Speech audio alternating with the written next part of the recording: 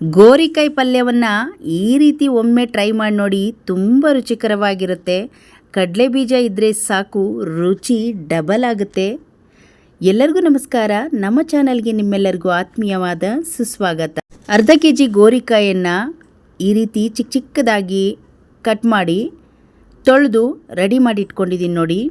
ಇಲ್ಲಿ ಒಂದು ಮಣ್ಣಿನ ಪಾತ್ರೆ ಇಟ್ಕೊಂಡಿದ್ದೀನಿ. ನೀರನ್ನು ಚೆನ್ನಾಗಿ ಕಾಯ್ತಾ ಇದೆ. ಇದಕ್ಕೆ ರುಚಿಗೆ ತಕ್ಕಷ್ಟು ಉಪ್ಪನ್ನು ಹಾಕಿ ಗೋರಿಕಾಯನ್ನು ಚೆನ್ನಾಗಿ ಬೇಯಿಸ್ಕೊಳ್ಳೋಣ.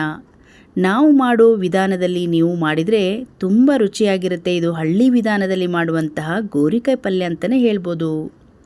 ಇದನ್ನೇ ಇವಾಗ ಒಂದು 5 ನಿಮಿಷಗಳ ಕಾಲ ಚೆನ್ನಾಗಿ ಕುದಿಸ್ಕೊಳ್ಳೋಣ. ಇದರಲ್ಲಿ ಚೆನ್ನಾಗಿ ಬೆಂದು ಬಿಡಬೇಕದು.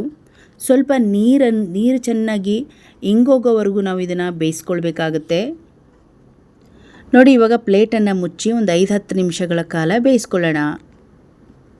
ಈಗ ನೋಡಿ, ನೀರು ಸ್ವಲ್ಪ ಡ್ರೈ ಆಗ್ತಾ ಇದೆ. ನಾವು ನೀರನ್ನು ತೆಗೆಯೋದು ಬೇಡ. ನೀರನ್ನು ತೆಗೆದ್ರೆ ಅದರದ್ದು ರುಚಿ ಹೊರಟೋಗುತ್ತೆ. ಈ ಸಮಯದಲ್ಲಿ ಒಂದು 5ರಿಂದ 6 ಹಸಿಮೆಣಸಿನ್ಕಾಯಿ ಹಾಕ್ಕೊಳ್ಳೋಣ. ಅದು ಕೂಡ ಚೆನ್ನಾಗಿ ಬೇಯಬೇಕು. ಈ ರೀತಿ ಮಾಡೋದ್ರಿಂದ ಚೌಳಿಕಾಯಿ ಪಲ್ಯಕ್ಕೆ ರುಚಿ ಸಖತ್ತಾಗಿರುತ್ತೆ.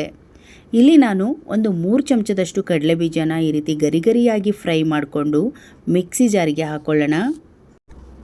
ಇದ್ರ ಜೊತೆಗೆ ಹಸಿ ಕೊಬ್ಬರಿ ಅಥವಾ ಒಣ ಕೊಬ್ಬರಿ ಯಾವುದಾದ್ರೂ ಇದ್ದು ಕಟ್ ಮಾಡಿ ಒಂದು ಅರ್ಧ ಭಾಗದಲ್ಲಿ ಸ್ವಲ್ಪ ಭಾಗದಲ್ಲಿ ನಾವು ಕಟ್ ಮಾಡಿ ಹಾಕಿದ್ದೀನಿ. ಅರ್ಧ ಚಮಚದಷ್ಟು ಅರಿಶಿನ ಪುಡಿ, ಸ್ವಲ್ಪ ಕರಿಬೇವು ಸೊಪ್ಪನ್ನು ಹಾಕಿ ಇದನ್ನು ನುಣ್ಣಗೆ ಪೌಡ್ರ್ ಥರ ರೆಡಿ ಮಾಡ್ಕೊಳ್ಳೋಣ. ಈಗ ನೋಡಿ, ಇದು ಚೆನ್ನಾಗಿ ಬೆಂದಿದೆ.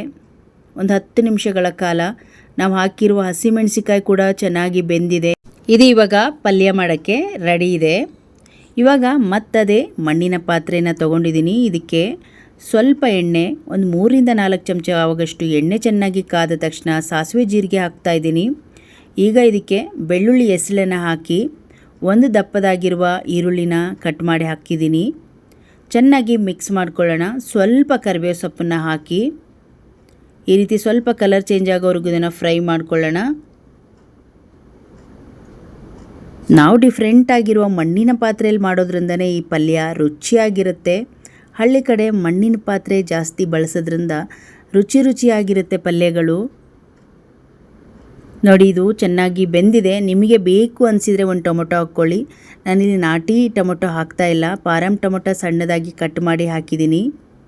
ಸ್ವಲ್ಪ ಕಲ್ಲುಪ್ಪನ್ನು ಕೂಡ ಹಾಕಿ ಮತ್ತೊಂದು ರೌಂಡ್ 1 ನಿಮಿಷಗಳ ಕಾಲ ಚೆನ್ನಾಗಿ ಫ್ರೈ ಮಾಡ್ಕೊಳ್ಳೋಣ. ಇದು ಸ್ವಲ್ಪ ಕಲರ್ ಚೇಂಜ್ ಆಗಿದೆ. ಈಗ ಬೆಂದಿರುವ ಚೌಳಿಕಾಯಿನ ಹಾಕ್ತಾಯಿದ್ದೀನಿ. ಹಾಕಿಬಿಟ್ಟು ಈ ಪೌಡ್ರ್ ಮಾಡ್ಕೊಂಡಿದ್ವಲ್ಲ ಕಡಲೆ ಬೀಜ ಮತ್ತು ಒಣ ಕೊಬ್ಬರಿ ಪುಡಿ, ಅದನ್ನು ಹಾಕ್ತಾಯಿದ್ದೀನಿ.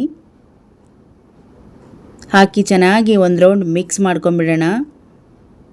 ಪೌಡ್ರ್ ಹಾಕಿದ ಮೇಲೆ ಒಂದು ಒಳ್ಳೆ ಸ್ಮೆಲ್ ಕೊಡುತ್ತೆ. ಕಡಲೆ ಬೀಜ ಹಾಕಿರೋದ್ರಿಂದ ಮಂದ ಬರುತ್ತೆ. ಮತ್ತೆ ಒಂದು 2 ನಿಮಿಷ ಇದನ್ನು ಪ್ಲೇಟನ್ನು ಮುಚ್ಚಿ ಬೇಯಿಸ್ಕೊಂಡ್ಬಿಡೋಣ. ಚೌಳಿಕಾಯಿ ಬೇಯಿಸಿರುವ ನೀರಲ್ಲೇ ಸಾಕಾಗುತ್ತೆ ಗ್ರೇವಿ ನೋಡಿ. ಇದು ಸ್ವಲ್ಪ ಡ್ರೈ ಆಗೋವರೆಗೂ ಇದನ್ನು ಫ್ರೈ ಮಾಡಬೇಕು. ಈಗ 1 ಚಮಚದಷ್ಟು ಸಾಂಬಾರು ಪುಡಿ, 1 ಚಮಚದಷ್ಟು ಧನಿಯಾ ಪುಡಿ ಹಾಕ್ತಾಯಿದ್ದೀನಿ. ಹಾಕಿ ಮತ್ತೊಂದು ನಿಮಿಷಗಳ ಕಾಲ ಚೆನ್ನಾಗಿ ಬೇಯಿಸ್ಕೊಳ್ಳೋಣ. ಹಸಿಮೆಣಸಿಕಾಯಿ ಹಾಕಿರೋದ್ರಿಂದ ಈ ರೀತಿ ಸೌಟಲ್ಲಿ ನಾವು ಇದನ್ನು ಈ ರೀತಿ ಚೆನ್ನಾಗಿ ಮಿಕ್ಸ್ ಮಾಡ್ಕೊಳ್ಬೇಕು. ಈಗ ನೋಡಿ, ಬಿಸಿ ಬಿಸಿಯಾಗಿರುವ ಚೌಳಿಕಾಯಿ ಪಲ್ಯ ಅಕ್ಕಿ ರೊಟ್ಟಿ, ಚಪಾತಿಗೆ, ಅನ್ನಕ್ಕೆ ಎಲ್ಲದಕ್ಕೂ ಒಳ್ಳೆ ಕಾಂಬಿನೇಷನ್ ಆಗಿರುತ್ತೆ. ಈಗ ಚೌಳಿಕಾಯಿ ಪಲ್ಯ ರೆಡಿ ಆಯಿತು. ಸರ್ವ್ ಮಾಡ್ಕೊಳ್ಳೋಣ. ಬೌಲಿಗೆ ಹಾಕ್ತಾಯಿದ್ದೀನಿ. ಇದಕ್ಕೆ ಎಳ್ಳಿನ ಪುಡಿನೂ ಕೂಡ ನೀವು ಹಾಕೋಬೋದು. ನಾನೆಲ್ಲ ಹಾಕಿಲ್ಲ, ಇದ್ದರೆ ನೀವು ಹಾಕ್ಕೊಳ್ಳಿ.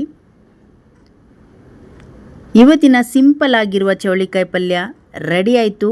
ನಿಮಗೂ ಇಷ್ಟ ಆದರೆ ಒಮ್ಮೆ ಟ್ರೈ ಮಾಡಿ ನೋಡಿ. ಈ ವಿಡಿಯೋವನ್ನು ಶೇರ್ ಮಾಡಿ. ಇನ್ನಷ್ಟು ವಿಡಿಯೋಗಳಿಗಾಗಿ ನಮ್ಮ ಚಾನಲನ್ನು ಸಬ್ಸ್ಕ್ರೈಬ್ ಮಾಡ್ಕೊಳ್ಳಿ. ಮತ್ತೆ ಮುಂದಿನ ಹೊಸ ರೆಸಿಪಿಯೊಂದಿಗೆ ಸಿಗೋಣ. ಅಲ್ಲಿಯವರೆಗೂ ಧನ್ಯವಾದಗಳು.